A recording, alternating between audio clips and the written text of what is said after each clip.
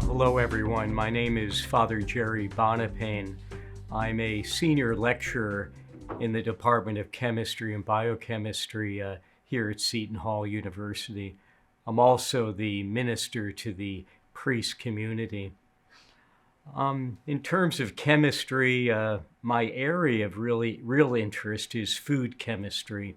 I find food a really amazingly interesting subject, especially its complexities of all the different components in food. The major components like a fat or lipid, a protein, carbohydrate, water, and then certainly more the minor ones like vitamins and minerals. Just a note, as an undergraduate student, I was a biology major and a chemistry minor. I enjoyed studying both of those subjects, but when it came time to graduate, I felt I needed more education, and so I wanted to apply those basic sciences, and I ended up applying it first in a master's program with food science, particularly food chemistry.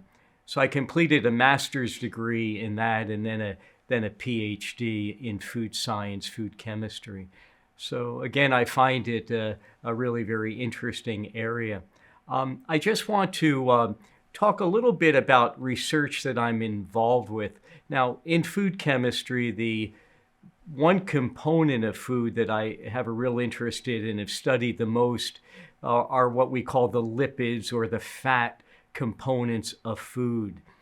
Particularly, I've been looking at over the years lipid oxidation or degradation. That is, if you expose food that has some fat in it to heat or light, air, that fat can kind of degrade or oxidize, and that oxidation reaction can be very explosive, so we get lots of different chemicals forming.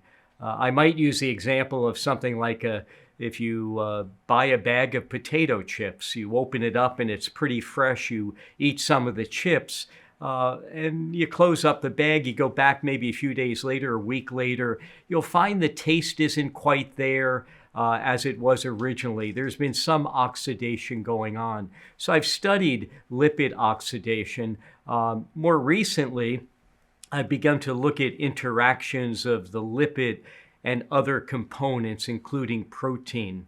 So a current project I'm now involved with, we're investigating interactions of lipid and protein. So if the lipid changes or degrades or oxidizes, it causes the protein then to oxidize or degrade as well.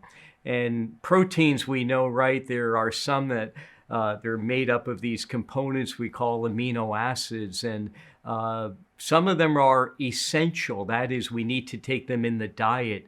So if an amino acid is affected by fat oxidation, we could lose that amino acid and the essentiality that it has. And so I'm looking now at lipid and proline, a particular amino acid that is essential. We're looking at that in what I would call a model food system. So that's an area of interest right now.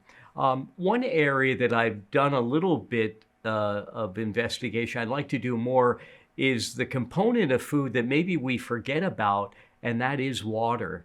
Water is usually in most foods, fresh foods, it's the major component. So I'm interested in particular looking at water in particularly low moisture foods and lipid oxidation. How is the fat oxidized in a low moisture food compared to one that is higher in moisture?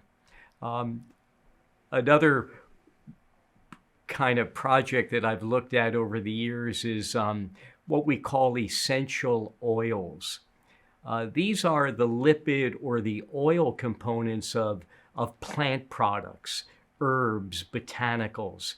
So I've done quite a bit of work with those. That is, we first have to take the plant, let's say something like a basil plant.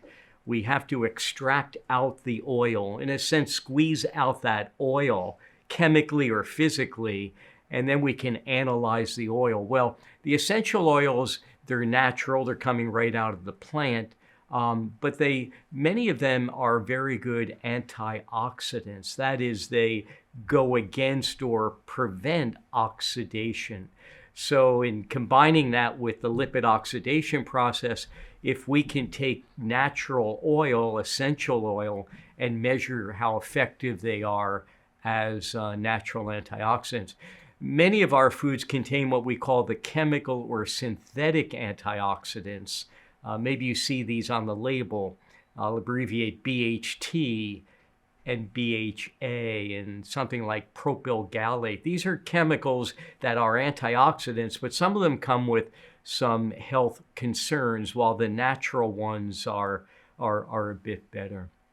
I'll mention one more project, and this is in collaboration with the physics department here at Seton Hall, and that is investigating what we call cold plasma processing and its effect on plants or botanicals. So we've worked a lot with the basil plant, the sweet basil plant, and we've actually brought in cold plasma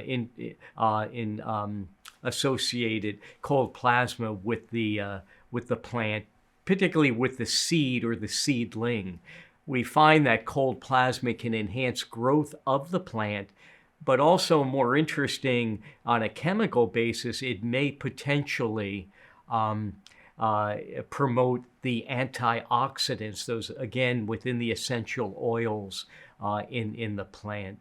So those are a bit of a rundown of some projects I've been involved with. Again, they seem to focus on the fat or the lipid part of it, but I'll just conclude by saying that food is a very interesting area to study, complexities of how the components all interact with one another. But thank you very much.